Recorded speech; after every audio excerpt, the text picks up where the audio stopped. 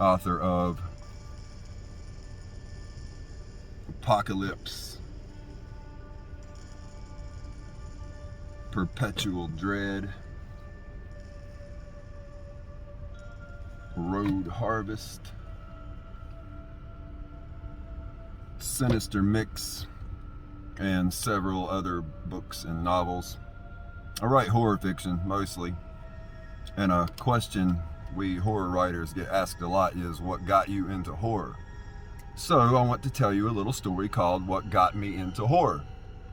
But first, I would like to thank Brad Proctor for inviting me to appear on his YouTube channel. So thank you, Brad Proctor, for inviting me to appear on your YouTube channel. Okay, what got me into horror? In 1977, when I was 4 years old, my mother, and this is no exaggeration, was a lot like that woman in the movie version of Stephen King's The Mist, the religious fanatic in the grocery store who preached about Armageddon and called for a sacrifice.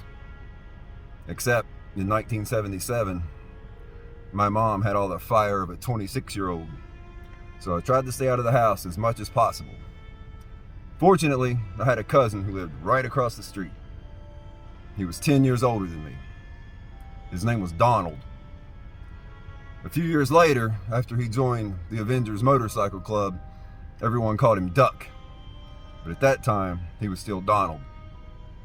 He was 14, too young to drive, but he often hung out in his father's garage tinkering with his dirt bikes.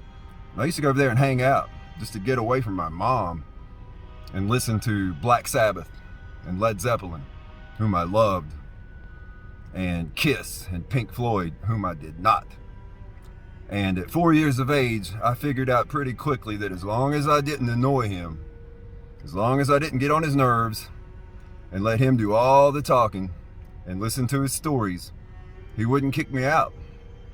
And I could just sit there and listen to Black Sabbath and Led Zeppelin, whom I loved, and Kiss and Pink Floyd, whom I did not. But even they were better than going home and listening to my mother preach about her Lord and personal Savior, Jesus Christ, 24/7. One day, Donald came over to the house and asked my mom if I could go to a movie with him.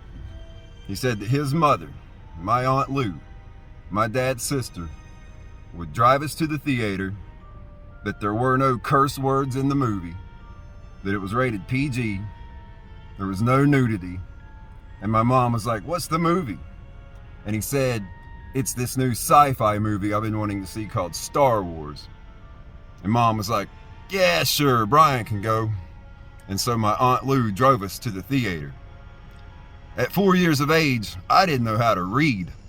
So when those introductory words began receding into the darkness on the screen, Donald read the words to me.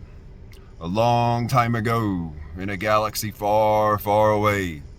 And I was enthralled, transfixed, and I loved it.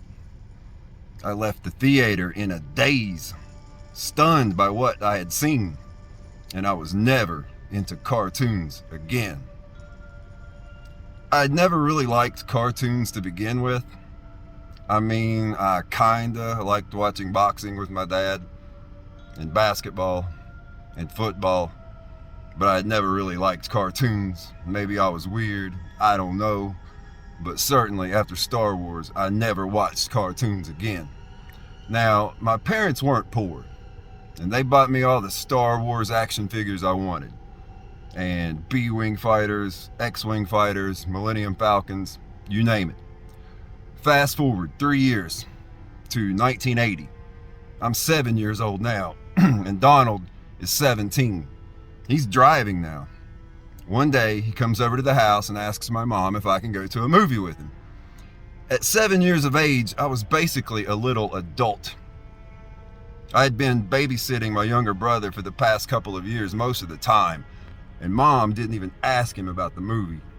She just wanted to know what time he would have me home, and he told her, and Mom was like, "Yeah, sure, Brian can go."